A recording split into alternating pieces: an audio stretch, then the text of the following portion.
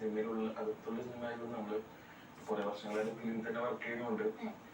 ഫിലിമിന് അകത്തുള്ള സിനിമ എന്ന് പറയുമ്പോൾ അതിന്റെ ബാക്ക്ഗ്രൗണ്ടിലുള്ള കാര്യങ്ങളൊക്കെ ഭയങ്കര രസമാണ്. അങ്ങനെ അതും കൂടി ആൾക്കാർ കാണും. സിനിമ രണ്ടുപേരിക്കുന്നത് മാത്രമല്ല, ഇപ്പുറത്ത് 140 പേരുണ്ട് വർക്ക് ചെയ്യുന്നതും കൂടി ഇതിലൂടെ കാണാൻ പറ്റും ശരിക്കും. അങ്ങനെ അങ്ങനത്തെ കുറെ സീക്വൻസുകളും ശരിക്കും പറഞ്ഞാൽ ഒരു ക്യാമറ വെച്ച് മാത്രമല്ല, ഈ പടം ഒരു ഫിലിം ഷൂട്ട് ചെയ്യേണ്ട ഒരു ക്യാമറ ഉണ്ട്, പിന്നെ അത് ഷൂട്ട് ചെയ്യുന്ന ഒരു ക്യാമറ എല്ലാം സ്ക്രീനാണെങ്കിലും ജിബാണെങ്കിലും എല്ലാ അസിസ്റ്റന്റ് ആക്ടേഴ്സാണെങ്കിലും ഇപ്പുറത്തും അപ്പുറത്തും എല്ലാം ഡബിൾ ആക്കും. ഒരു ബഡ്ജറ്റും ഉണ്ട് അതേപോലെ. പക്ഷെ അതില് ഫുൾ കറക്റ്റ് ആയിട്ട് അതിനെ കാണിച്ച് പറഞ്ഞിരിക്കുന്നത് ഈ ഫിലിമിലാണ് തോന്നുന്നത് കൂടുതൽ. അതിന്റെ എന്താ പറയാ കറക്റ്റ് ഒരു ഫിലിം ഷൂട്ട് ഉണ്ടായിരുന്നുള്ള മറ്റൊരു ഇല്ലെന്നല്ലോ കാര്യമായിട്ട് അതിന്റെ എല്ലാ മേഖലകളെയും കാണിച്ചിട്ടുണ്ട്.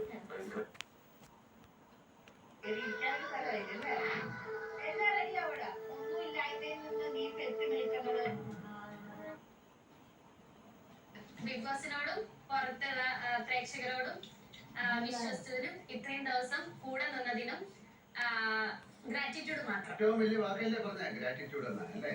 സിജോയ്ക്ക് എന്താ പറയാനുള്ളത്? ഞാനിവിടെ ഇടയ്ക്ക് വെച്ച് പോയി രണ്ടാമത് വന്ന ആ സമയത്ത് തന്നെ എന്റെ ജീവിതത്തിലെ ഏറ്റവും വലിയ ഭാഗ്യമാണ്. കാരണം രണ്ടാമത് വരാൻ സാധിക്കുക എന്ന് പറയുന്നത് ഒത്തിരി അനുഗ്രഹിച്ച ഒരു കാര്യമാണ്. എനിക്ക് ഒരുപാട് സൗണ്ട് റേസ് ചെയ്യാൻ പറ്റില്ല, ചൂസ് ചെയ്യാൻ. അപ്പൊ എന്റെ ബുദ്ധിമുട്ടുകൾ എനിക്ക് നന്നായിട്ട് അറിയാം. അപ്പൊ നമ്മള് ആദ്യത്തെ ഒരു 14 ദിവസം കണ്ട പോലെ ഒച്ചയും ബഹളം വെക്കുന്ന ഒരു സിറ്റുവേഷൻ എനിക്ക് എപ്പോഴും പുറത്തെടുക്കാൻ പറ്റില്ല. അങ്ങനെ ഒരു ദിവസം പുറത്തെടുക്കാൻ അതെ, പിറ്റേ ദിവസം ഞാൻ ഹോസ്പിറ്റലിൽ പോകേണ്ടി വരും. ഗബ്രി ലാസ്റ്റ് പറഞ്ഞ ഒരു വാചകം ഉണ്ടായിരുന്നു, സിജു എന്ന് വിളിച്ചത്. അത് ഗബ്രിക്ക് എനിക്ക് അറിയാം ഞാൻ എന്താണ് പ്ലാൻ ചെയ്തത്, എന്താണ് ഗെയിം എന്നുള്ളത് എനിക്ക് നല്ല വ്യക്തതയുണ്ട്. അത് പ്രേക്ഷകരെ കാണുന്നുണ്ടെങ്കിൽ ഞാനിവിടെ നിൽക്കാം. പിന്നെ പ്രേക്ഷക വിധി പ്രകാരം പുറത്തു പോയാൽ സന്തോഷം മാത്രമേ ഉള്ളൂ. ഫസ്റ്റ് ഓഫ് ഓൾ എനിക്ക് ഈ പ്ലാറ്റ്ഫോം കിട്ടിയതന്നെ വലിയൊരു ഭാഗ്യമായിട്ടാണ്. കുറെ വർഷം സ്വപ്നം കണ്ടൊരു പ്ലാറ്റ്ഫോമാണിത്. പിന്നെ ഇത്രയും വീക്സ് നിൽക്കാൻ പറ്റിയത് തന്നെ വേറൊരു ഭാഗ്യം. ഓഡിയൻസിന് ഇഷ്ടപ്പെട്ടിട്ട് ഇത്ര നാൾ നിന്നു. ഇനിയിപ്പം മുമ്പോട്ടും അവർക്ക് പറ്റില്ലെങ്കിൽ ഞാൻ അവിടെ തന്നെ പോകണം. എന്റെ റിസൾട്ട് തീരുമാനിക്കുന്ന ഓഡിയൻസ് തന്നെയാണ്. എന്റെ പ്രവർത്തികൾ കണ്ടിട്ട് മുമ്പോട്ടും അവർക്ക് ഇഷ്ടപ്പെട്ട് നിൽക്കും, ഇല്ലെങ്കിൽ ഞാൻ പോകണം. അത് ഞാൻ ബാധിച്ചതാണ്. Anyway grateful. ഇന്നലെ ഔട്ടായ ഗബ്രി ഞാനും ഒരുമിച്ച് ഇതുപോലെ തന്നെ ഒരു തവണ ഇവിടുന്ന് ഔട്ടായിട്ട് തിരിച്ചിവിടെ വന്ന ആൾക്കാരാണ് ഞങ്ങൾ. അപ്പോൾ ഗബ്രി ഇന്നലെ പോയി. വീണ്ടും ജനങ്ങൾ എന്നോട് അദ്ദേഹത്തിൻ്റെ കൂടെ പറഞ്ഞുവിടാതിരുന്ന് എന്നോട് നിർത്തുന്നെങ്കിൽ എൻ്റെ ഭാഗ്യം എന്ന് ഞാൻ വിചാരിക്കുന്നു. കാരണം ഞാൻ അത്യാവശ്യം നന്നായിട്ടുള്ള ഗെയിം കാര്യങ്ങളൊക്കെ ചെയ്യുന്നുണ്ട്. ഇത്രയും നാളെ എന്നെ ജനങ്ങളോട് നിർത്തിയാലും ജനങ്ങളോടും എൻ്റെ ഫ്രണ്ട്സിനോടും എല്ലാവരോടും ഞാൻ നന്ദി പറയാം. വിധി നിർണയം എന്താണ് എന്ന് നമുക്ക് ഉടനെ അറിയാം. നിങ്ങൾ അവിടെ നിൽക്കൂ, ഞാനൊരു ചെറിയ ബ്രേക്ക് എടുത്തിട്ട് വരാം.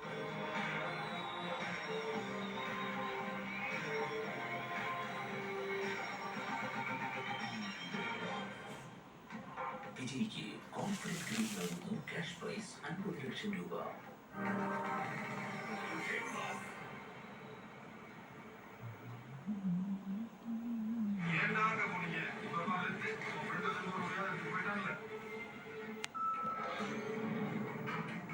രഹസ്യങ്ങളുടെ കലവറയായി ഇന്ത്യയുടെ വീട്. പറഞ്ഞത്രയും കണക്കുകളും കാര്യങ്ങളും മറ്റും കറണ്ട. പക്ഷെ നോക്കിയപ്പോ വേറൊരു വലിയ പ്രശ്നം കണ്ടു.